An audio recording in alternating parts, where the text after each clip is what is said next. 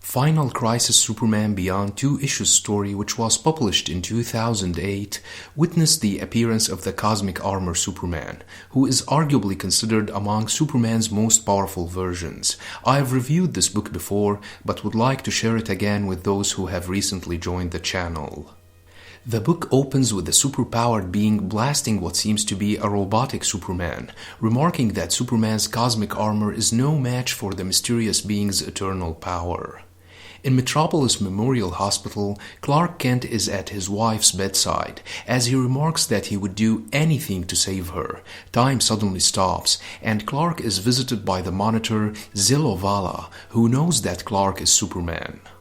She offers him a pact that if Superman helps her, she will save Lois' life, but if he refuses, all of existence will be destroyed. She tells him that they must leave this world before it's too late, cause the destroyer, known as Echo of Midnight, has found them.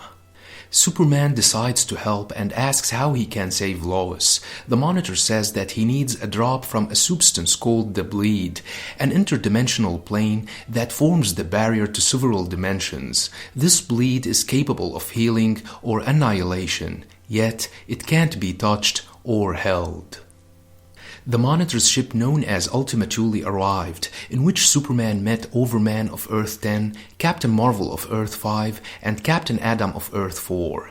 As the ship was attacked, Superman scanned for the attackers, but found himself shifting to a higher awareness of 4D vision, enabling him to see the bleed and the arteries between the universes. As they fly, Superman sees the destroyer known as Echo of Midnight, a massive ship with death ray eyes. However, it has been attacked by the last of Monitor's recruits, Ultraman of the Antimatter Universe.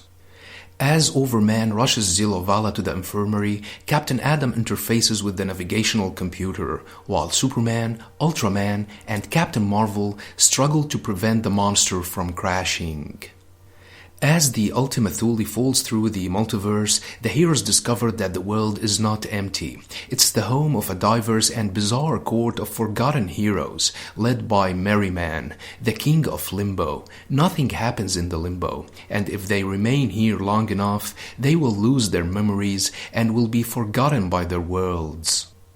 However, Superman feels an urge to explore and finds the Library of Limbo, which contains one unreadable book with an infinite number of pages. Realizing that it should contain information on how to get them out of here, Superman and Captain Marvel try to move it to the Monitor's ship, in which there is a computer of infinite memory capacity.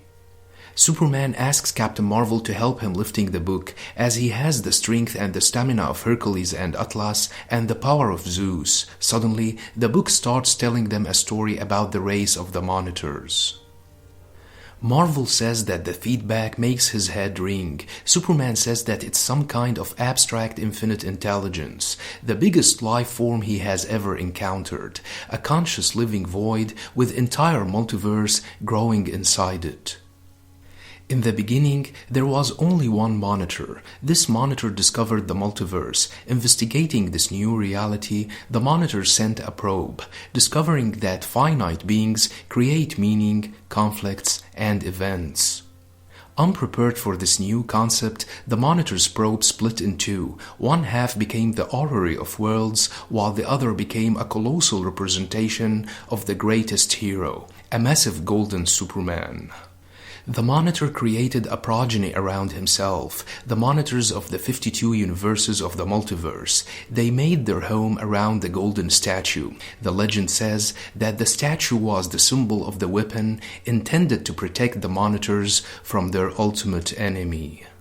It becomes related to the story of Monitor Dax Novo, who first explored the multiverse, brought knowledge of the bleed, discovered that the Monitors had a parasitic relationship with it, and eventually acquired the name Mandrak the Dark Monitor, who was locked away.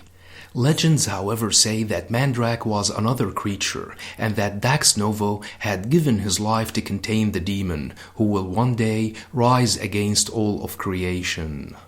Back in Limbo, the end of the story strikes Superman and Marvel, who turned back into Billy Batson. All Billy can access is a fragment of the wisdom of Solomon, which tells him that the thing most despised will save the most beloved. Taking Billy back to the ship, Superman enters Zilovala's room, where he discovers that she has been revived by draining Overman's blood to save them all. However, this act is in vain, as Mandrak the Dark Monitor has already controlled the formidable Echo of Midnight. Looking outside, they see the arrival of the colossal machine which shatters the sky of the Limbo, and Ultraman, who is holding the reality book, yells that evil will ultimately win. Ultraman has been driven mad by the Mandrak's evil force and started a battle in the Limbo. Billy Batson and Overman listen to Zilovala's warning about Mandrak's awakening. Overman wants to kill her, but Billy convinces him to spare her life and heed her warning. Impressed by his wisdom, Zilla reminds Billy of the magic word he uses to access his powers he lost after he was struck by the feedback from the book. Captain Marvel returns in time to prevent Ultraman from fighting Superman and annihilating each other. Captain Adam informs Superman of his new understanding of reality. Two creatures of different nature are in fact symmetries. If they are combined, they can become a new creature, a robot powered by opposite essences. Superman agrees to test his theory in exchange for a drop of the bleed, needing it to save Lois' life. Captain Adam combines Ultraman, the hate crime, and Superman, the selfless act, and sends them to a higher realm of existence, Nell, the home of the Monitors.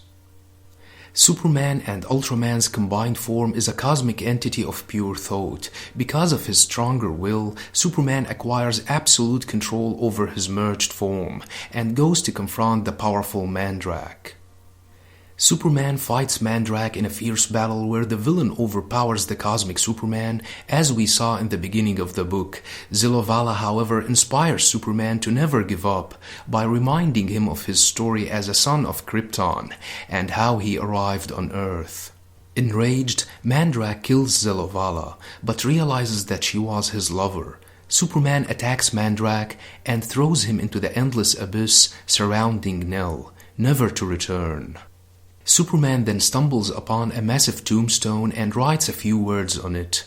Seconds later, he and Ultraman are separated and return to the Limbo, where Superman, Captain Marvel, and Overman destroy Mandrak's army and save the Limbo's inhabitants. Meanwhile, Ultraman is found by Rox Algama, a monitor exiled for supporting Mandrak's actions. With his master defeated, Algama inherited his vampiric energies and became the new Mandrak, transforming Ultraman into his new vampire Superman. Clark then returned to his world where time moved forward. The Monitors believed themselves to be the only ones capable of containing the bleed, but they were wrong. Superman has contained the bleed within his own body and delivers it to Lois with a kiss. Lois awakens and embraces Clark. She remembers Superman's adventure as a dream, which she intends to write and share with the entire world. The words Superman wrote on the giant tombstone were to be continued. So that was the story of the most powerful Superman, known as the Cosmic Armor Superman, who was created from the merge of Superman and Ultraman. This Superman possesses godlike powers and can sense and feel the audience reading the comic. His battle with Mandrak caused the collapse of an entire universe, and it seems that he possesses limitless power. As the stronger his opponent becomes, the stronger Superman becomes. He can also perceive and hold the Limbo in his hands.